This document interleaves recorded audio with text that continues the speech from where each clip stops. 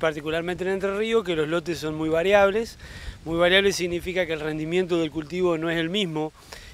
Como vimos en esta jornada de hoy, en una medialoma erosionada, que en un bajo mucho más productivo, con mucho más disponibilidad de agua y de fertilidad, el rendimiento alcanzable en un lado y en el otro no es el mismo. Hoy hablábamos durante la recorrida de 5 toneladas que esperábamos en una medialoma erosionada y 7, 8 toneladas en el bajo.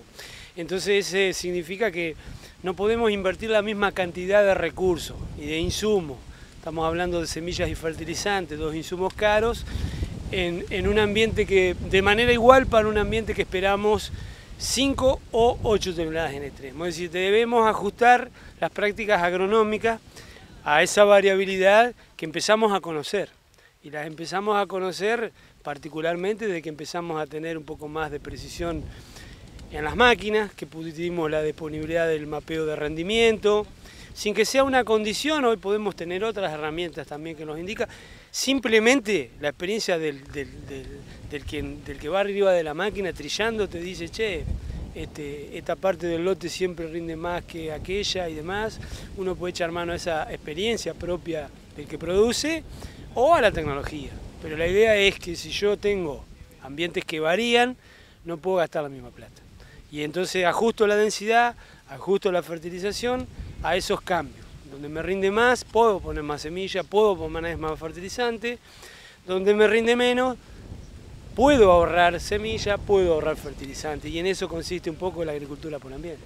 Y dentro del correcto manejo agronómico, quizás conocer el suelo sea quizás un puntapié inicial para comenzar, ¿no? Sí, siempre nosotros hemos hecho base en conocer el suelo como elemento de entrada a después hacer un mejor manejo agronómico. La fertilidad es uno de ellos, pero también la génesis de los suelos, o sea, qué tipo de suelo me pone límites. Hoy mostrábamos cuestiones que tienen que ver no con el manejo de los últimos años, con la historia de manejo de este campo, ¿no? Medias lomas erosionadas de la erosión que fue hace 20, 30 años o más.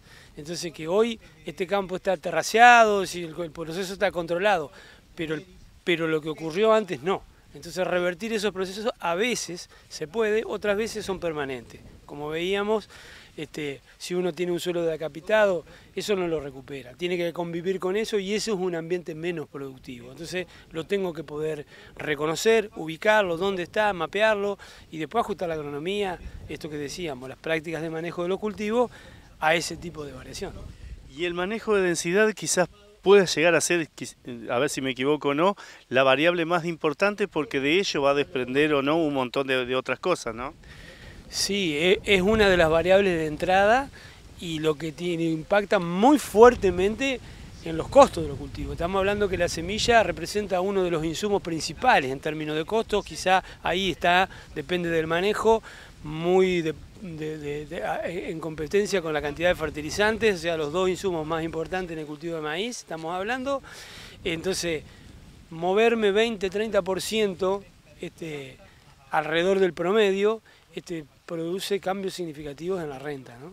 En el entusiasmo de la variabilidad de densidades, quizás uno no debe descuidar también que de aquí de eso depende lo que es control de malezas, ¿no? Claramente, es muy oportuno tu señalamiento porque hoy también lo veíamos y lo enfatizábamos, ¿no? Es decir, áreas en donde esperábamos 5 toneladas, bajamos 20.000 semillas menos respecto del promedio del lote, pero que tenemos que estar muy atentos a que esa reducción de stand de planta me deja entrar más luz al suelo, me permite que emerjan las malezas y que se transformen muchas veces muy competitivas. En eso tenemos que estar muy atentos, o sea, hacer muy bien el manejo ya de antes, de los cultivos anteriores, para cuando llegamos a estas prácticas estar mucho mejor posicionados. Y por último, la elección de un correcto material a la hora de implantar, que sea quizás una variable que te va a definir un montón de cosas después. Sí, en eso hay que hacer uso de la mucha y buena información que tienen los semilleros. Todos tienen amplias redes de evaluación de sus genotipos, que se caracteriza la productividad, la estabilidad. Hoy veíamos características que tienen que ver con mecanismos de compensación, esto es Hablábamos del macollaje, de la prolificidad, es decir, yo bajo una densidad, pero el híbrido tiene la característica que me genera un macollo fértil, es decir, un macollo que da espiga, o una doble espiga, entonces una espiga principal y una secundaria.